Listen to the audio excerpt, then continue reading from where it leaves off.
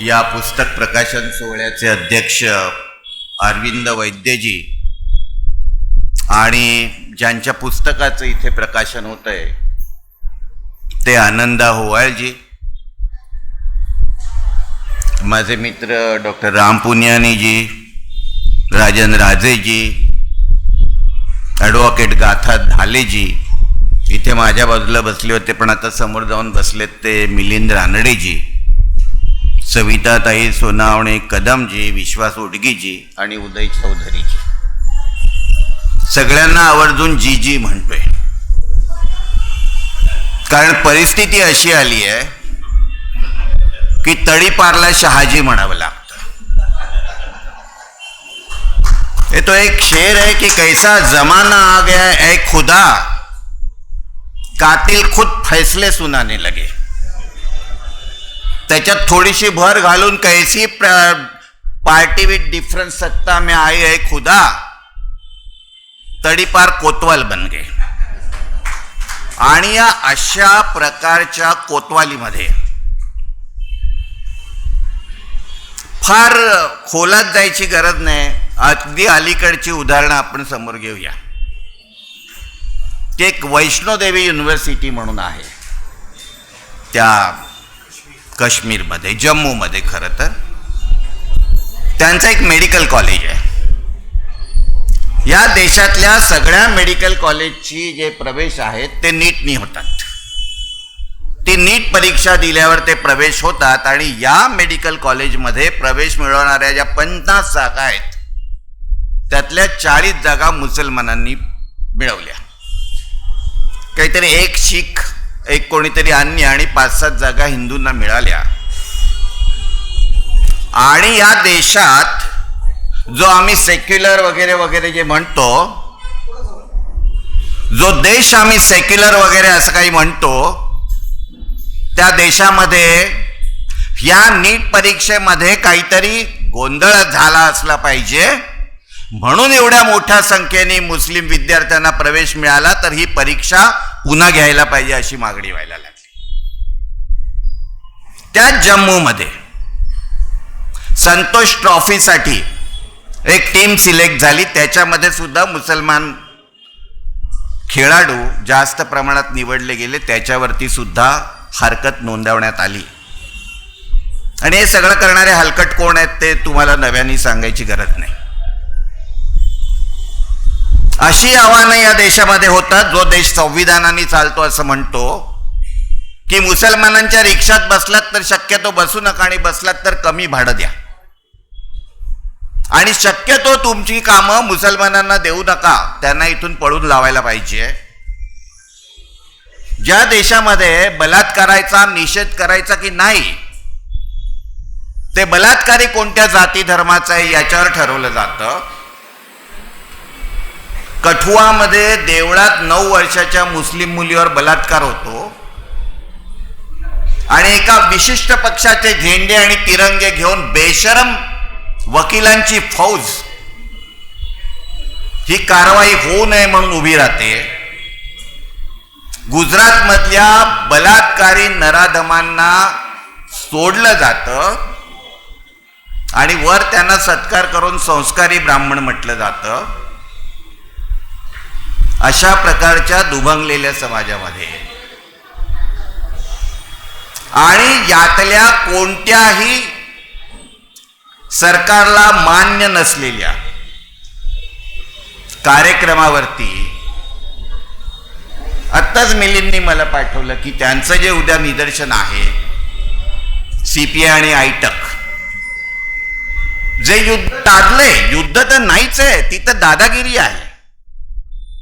त्या दादागिरी विरुद्धच्या निदर्शनांना पोलिसांनी परवानगी नाकारली आणि तुम्ही जर निदर्शनं केलीत आणि काही जर प्रकार घडला त्या ठिकाणी तर तुमच्यावरती कारवाई करू. आणि जसं सांगितलं की रस्त्यावरचे संघर्ष जवळजवळ बंद झालेले आहेत, नुकतंच उडगीनी सांगितलं. अशा परिस्थितीमध्ये लोकशाही भारत राष्ट्र की सनातनी हिंदू राष्ट्र या विषयावर पुस्तक लिहायला फार मोठं धैर्य लागतं, जिगर लागते आणि एक तळमळ लागते. आणि ती तळमळ आणि जिगर एका ध्येयवादी कार्यकर्त्यांनी दाखवली. यासाठी मी आनंद होवाळांचं मनपूर्वक अभिनंदन करतो. मी पुस्तक मला फक्त हे वरवर चाळायला मिळालेलं आहे. त्याच्यातून 4 गोष्टी मी या पुस्तकाबद्दल सांगेन आणि मग थोडंसं इतर गोष्टींबद्दल बोलेन. एकतर सगळ्यात पहिली गोष्ट, याच्यामध्ये जे संदर्भ ग्रंथ दिलेले आहेत शेवटी त्याच्याकडे नजर टाकल्यानंतर लेखकाचा व्यासंग आपल्या लक्षात येतो. दुसरं, या पुस्तकाचं वैशिष्ट्य थोडासा विस्कळीतपणा आहे, पण ते कार्यकर्त्याचं असल्यामुळे ते तसंच असणार. पण या संदर्भात जे ज्या समस्या आहेत आणि जे जे प्रश्न आहेत त्या सगळ्या प्रश्नांना स्पर्श करण्याचा प्रयत्न या पुस्तकामध्ये केलाय. लेखकाची दृष्टी समतोल आहे. म्हणजे गांधी आणि आंबेडकर या दोघांनाही समान न्याय द्यायचा प्रयत्न या पुस्तकामध्ये केलेला आहे. आणि सगळ्यात महत्वाचं म्हणजे लेखकानं अत्यंत निर्भीडपणाने हे पुस्तक लिहिलेलं आहे. आणि आजच्या काळामध्ये अशासारख्या कार्यकर्त्यांची, अशासारख्या विचारांची आणि अशासारख्या प्रबोधन करणाऱ्या पुस्तकांची अत्यंत गरज आहे, हे मी सर्वप्रथम सांगतो. आज आपल्या पुढे जे हिंदुत्ववादी आहेत ते आपल्याला देशप्रेम, आमचे देश बांधव अशा मोठ्या मोठ्या गोष्टी शिकवतात. तुम्ही जर बोलला नाहीत तर बरं होईल, नुसता चहा वाटा ना प्लीज. अशा फार मोठ्या मोठ्या गोष्टी आपल्या समोर करतात आणि बरंच काही सातत्याने बडबडत असतात. यांचं कर्तृत्व काय, तर 50% महिलांना यांनी घरामध्ये बंदिस्त ठेवलं आणि त्याहून मोठ्या समाजाला गावकुसा बाहेर गुलाम बनवून ठेवलं. हे यांचं या देशातलं सर्वात मोठं कर्तृत्व. आणि हे जे काही चाललं होतं ना, जे आपल्याला सांगतात ना की आम्ही सनातनी आहोत, आमचं राष्ट्र सातत्यपूर्ण राष्ट्र आहे, 5000 वर्षाचं 10,000 वर्षाचं, ते आधी काय असेल ते आपल्याला माहित नाही. पण निदान या देशामध्ये मुस्लिमांनी 800 वर्ष सत्ता होती मुसलमानांची आणि त्याच्यानंतर 150 वर्ष ब्रिटिशांची सत्ता होती. या सुमारे 1000 वर्षाच्या काळामध्ये ही देशप्रेमी माणसं जी सत्ता असेल त्या सत्तेची जी भाषा असेल ती भाषा शिकून सरकारी नोकऱ्या पटकवण्यामध्ये पटाईत होती. आज या लोकांचा आरक्षणाला विरोध आहे, वरून दाखवत नाहीत पण मनातून आरक्षणाला विरोध आहे. या देशामध्ये 1000 वर्ष आरक्षण निर्भेदपणे सुरू होतं आणि यांचा हिंदुत्ववाद, तथाकथित हिंदुत्ववाद मुसलमानांच्या राज्यात आणि ब्रिटिशांच्या राज्यात गुणागोविंदाने नांदत होता. प्रश्न कधी आला, जेव्हा या देशामध्ये ब्राह्मणेतरांना आरक्षण मिळायला लागलं आणि यांचं 100% आरक्षण कमी व्हायला लागलं, तेव्हा या लोकांना हिंदू राष्ट्र धोक्यात आल्याची जाणीव झाली आणि त्यांनी बहुजन समाजाला हिंदू राष्ट्र धोक्यात आहे असं सांगून एकत्र करून सत्तेपर्यंत जाण्याचा सोपान चढला. पण हे जे काही या देशामध्ये जे चाललं होतं त्या देशात राजसत्ता आणि धर्मसत्ता ही एकत्रपणे चालली होती. म्हणजे ब्राह्मण समाजाने म्हणायचं राजा हा देवाचा अवतार आहे आणि त्याच्या विरोधात काही बोलणं, त्याच्या विरोधी कृती करणं म्हणजे महापाप आहे. आणि मग या सगळ्या राजांनी या ब्राह्मणांना जे त्यांची स्तुती करत होते त्यांना एक धर्मसत्तेचं संरक्षण देत होते त्यांना वेगवेगळं दान देत सुटायचं, गायी द्यायच्या, जमिनी द्यायची, गावाच्या गावं जायची, अशी ही व्यवस्था या देशामध्ये चालली होती. आणि जो राष्ट्रवाद किंवा देशप्रेम आपल्याला शिकवतात ते देशप्रेम सुद्धा या देशामध्ये काय होतं. 1757 मध्ये त्या प्लासीची लढाई झाली आणि तो कोण, रॉबर्ट क्लाइव्ह, त्याने ते कमी सैन्य असून त्या प्लासीच्या लढाईमध्ये विजय मिळवला. आता तो त्याच्या आत्मचरित्रामध्ये असं लिहितो की ही लढाई जिंकल्यानंतर मी प्लासीच्या गावात जायला निघालो, त्यावेळेला आम्हाला बघायला रस्त्याच्या दुतर्फा जितकी लोक जमली होती त्यांनी एक एक दगड फेकून मारला असता तर मी सेनेसह गाडला गेलो असतो. पण कुणीही एक दगड भिडकवला नाही. याचं कारण असं होतं की या देशातल्या लोकांना राज्यकर्त्यांनी त्यांची पर्वा न केल्यामुळे लोकांना राज्यकर्त्यांची पर्वा करायचं काय कारण नव्हतं. त्याच्यामुळे जो येईल तो राज्यकर्ता हा लोकांचा राज्यकर्ता होता. हीच गोष्ट 1818 मध्ये आपल्याला बघायला मिळते. 1818 मध्ये तर आज जे तथाकथित हिंदुत्ववादी ज्या पेशव्यांचं राज्य आणू इच्छितात त्या पेशव्यांचं राज्य होतं आणि त्यांना हरवलं त्या एल्फिन्स्टननी. आता एल्फिन्स्टन त्यांना हरून पुण्याला गेला आणि त्यांनी तिकडच्या ब्रह्मरुंदाला बोलवलं आणि सांगितलं की बघा आता हे जे काय तुमचा जरीपटका भगवा बिगवा पेशव्यांचं निशाण आहे ते मी उतरवणार आणि तिथे मी युनियन जॅक चढवणार. तुमचं काय म्हणणं आहे. तो ब्रह्मरुंद त्याला असा म्हणाला की ते सगळं ठीक आहे पण आमच्या दक्षिणेचं काय करणार, तुमची दक्षिणा घरपोच मिळेल. असं म्हटल्यानंतर या ब्राह्मणांनी वेदघोषाच्या मंत्रोच्चारात तो युनियन जॅक वरती फडकवलेला आपल्याला दिसतोय. मग अशी पुसटचा उल्लेख झाला. 1857चा स्वातंत्र्य समर वगैरे आपण बरंच काय काय काय काय ऐकतो. एका दृष्टीने पहिल्यांदा या देशामध्ये एका ब्रिटिश सत्तेविरुद्ध हिंदू मुसलमान एकत्र आले, या दृष्टीने त्याचं निश्चित महत्व आहे. पण 1857 मध्ये नेमकं बंड कशासाठी झालं होतं मी फार खोलात शिरणार नाही किंवा फार विस्तृतपणे या विषयावर बोलणार नाही. पण जी गोळी बंदुकीच्या काडतुसाला डुकराची किंवा गायीची चरबी लागते हे जे त्याचं मूळ कारण सांगून जो धार्मिक असंतोष पैदा केला गेला त्याच्यासाठी किमान 4 आयोग नेमले गेले आणि कुठल्याही आयोगामध्ये हे सिद्ध झालेलं नाही की अशा प्रकारची चरबी लावली जाते. नेमकं झालं काय होतं की या लोकांची संस्थानं पटापटा खालसा होत होती वेगवेगळ्या कारणाने. आमच्या पुण्याचे नानासाहेब पेशवे त्यांचं ते दत्तक पुत्र होतं, त्या दत्तक पुत्राला नाकारलं आणि त्यांचं संस्थान खालसा करायला लागले. आणि हे सगळे असंतुष्ट नवाब राजे आणखीन कोण कोण हे सगळे एकत्र ब्रिटिशांविरुद्ध आले. कारण ब्रिटिशांनी आणखीन एक गोष्ट केली होती. ब्रिटिशांनी या देशामध्ये न्यायालयीन व्यवस्था आणली होती. त्याच्यामुळे जमीनदाराच्या विरुद्ध एखादा शेतकरी न्यायालयात जात होता आणि त्या जमीनदाराला न्यायालयामध्ये तिथे आरोपीच्या पिंजऱ्यात उभं राहावं लागत होतं. ते या व्यवस्थेला आवडलं नव्हतं या देशातल्या. अधिक मगाशी जो उल्लेख झाला 1857 मध्ये बंड होत असताना ब्रिटिश सरकार मुंबई विद्यापीठाची स्थापना करत होतं. अलीगड मुस्लिम विद्यापीठ ही फार नंतरची घटना आहे, ही 20व्या शतकाच्या सुरुवातीची घटना आहे.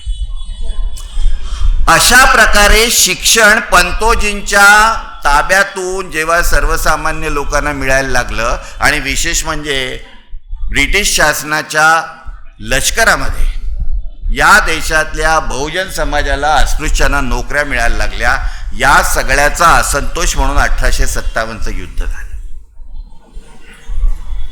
तेव्हा ज्या पद्धतीने आपल्याला इतिहास सांगितला जातो तो इतिहास तसा नाही. यामध्ये जेव्हा जेव्हा सर्वसामान्यांचं काही चांगलं होण्याची वेळ निर्माण झालेली आहे त्या वेळा जातीयवाद्यांनी डोकं वर काढलेलं आहे. आणि हे किती राष्ट्रवादी आहेत आणि किती भारतीय आहेत. 1909 मध्ये पहिल्यांदा हिंदू महासभेची स्थापना झाली आणि मग 15 मध्ये तिला अखिल भारतीय हिंदू महासभेचं स्वरूप देण्यात आलं. त्याच्या स्थापनेमध्ये प्रमुख भूमिका बजावणारे राव बहादूर लालचंद हे लालचंद काय लिहितात बघा, 9 मध्ये लिहितात, म्हणजे काँग्रेसची स्थापना होऊन जेमतेम 24 वर्ष झाली आहेत.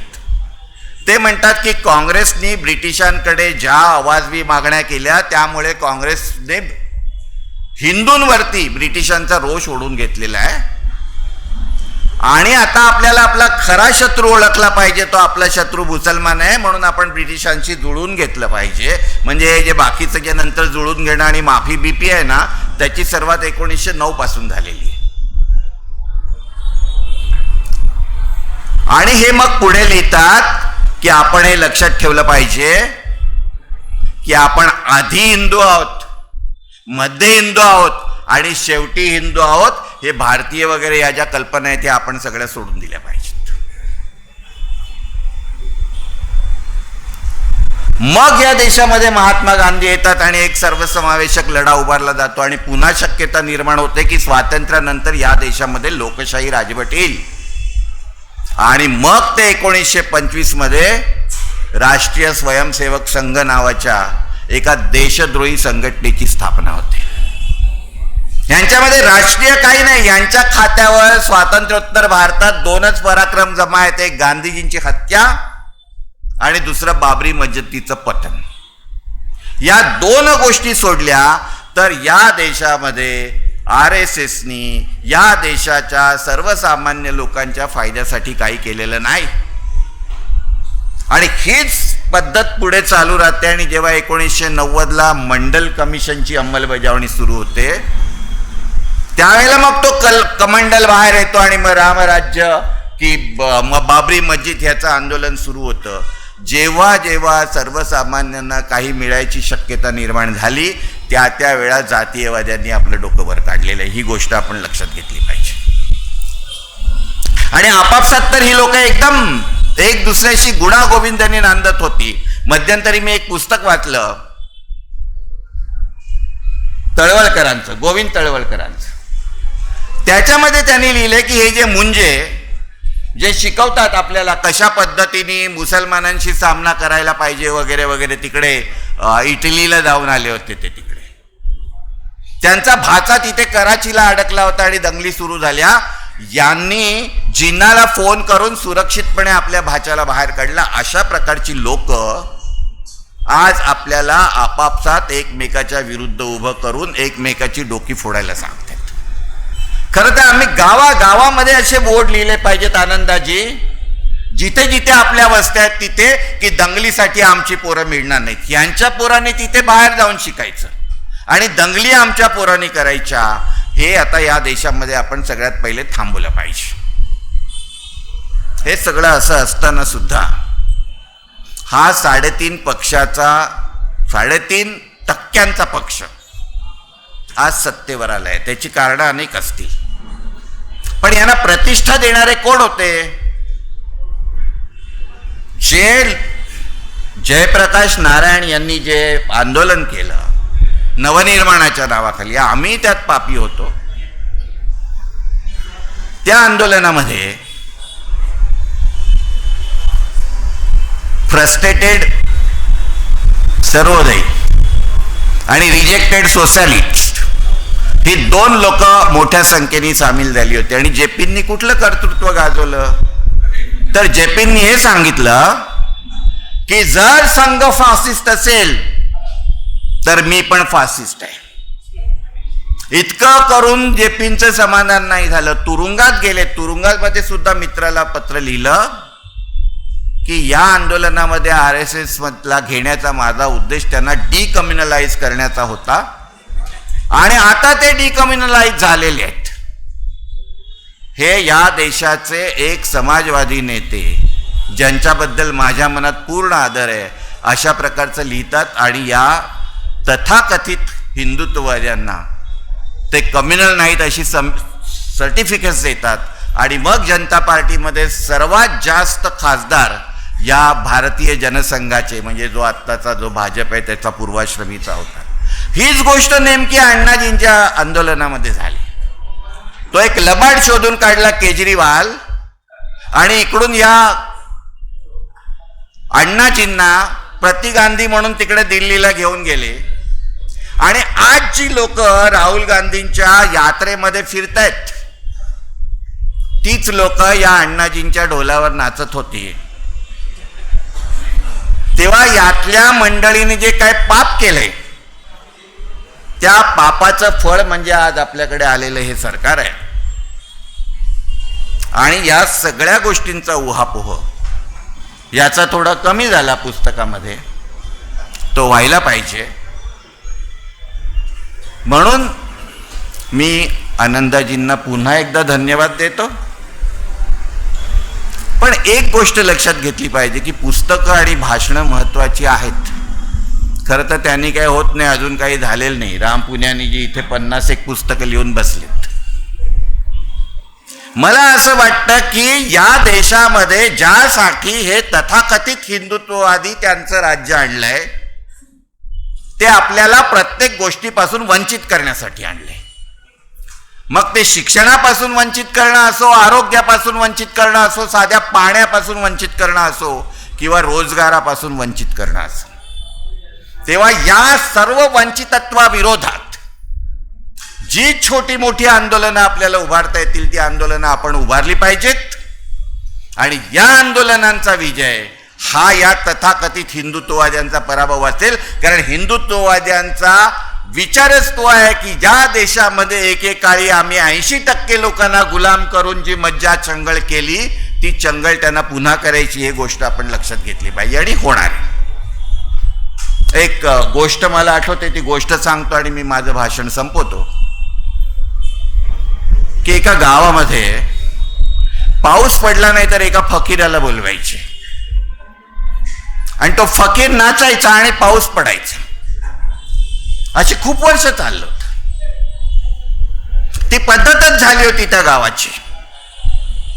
त्या गावातली मुलं मोठी झाली, शिकून आली, जादा शहाणी झाली. जी 14 मध्ये मंडळी आले त्यांच्यासारखी शहाणी झाली. आणि ती म्हणाली की पाऊस असा पडतो काय, पाऊस म्हणजे सूर्य आणि पाण्याचं बाष्पीभवन होतं, मग ते वाफ वर जाते, मग त्याचा ढग बनतो, मग गारवा निर्माण होतो आणि मग पडतो. त्या वर्षी दुर्दैवाने पाऊस पडत नव्हता. पिकं जळायची वेळ आली. लोकांनी ठरवलं की बाबा आता ते तुमचं काय आम्ही ऐकत नाही, फकीराला बोलावतो आम्ही परत. फकीर आला, पण ही म्हणाली की नाही पहिले आम्ही नाचणार, मग पडतो का बघू दे, आम्ही नाचतो. आणि नाचली चांगली, 2-3 तास नाचली, दमली. पाऊस काय पडला नाही. मग फकीराची वेळ आली. फकीराला सांगितलं आप अभी करो. फकीराने नाचायला सुरुवात केली. संध्याकाळ आधीच झाली होती, रात्र झाली, पाऊस काय पडला नाही. रात्र गेली, पहाट झाली, पाऊस काय पडला नाही आणि सूर्य उगवला आणि पाऊस पडायला सुरुवात झाली. त्या मुलांनी त्या फकीराला विचारलं की ये कैसा हो गया, हम नाचे तो बारिश नहीं गिरा, आप नाचे तो बारिश कैसा गिरा. त्या फकीराने उत्तर दिलं, देखो आप बारिश गिरने के लिए नाच रहे थे, मैं तो बारिश गिरने तक नाच रहा था, इसलिए बारिश गिरा. म्हणून अशा प्रकारचे संघर्ष जोपर्यंत या हिंदुत्ववाद्यांचा, तथाकथित हिंदुत्ववाद्यांचा, या फासिस्टांचा आणि या हिटलरच्या भारतीय अवतारांचा पराभव होत नाही तोपर्यंत सुरू ठेवायला लागतील. आनंदाजींचं पुस्तक यासाठी आपल्याला प्रेरणा देईल. अशा प्रकारचे संघर्ष उभे राहतील आणि अंतिम विजय आपला असेल हा पूर्ण विश्वास व्यक्त करतो. पुन्हा एकदा आनंदाजींना त्यांच्या पुढच्या वाटचालीसाठी शुभेच्छा देतो आणि माझं भाषण पूर्ण करतो.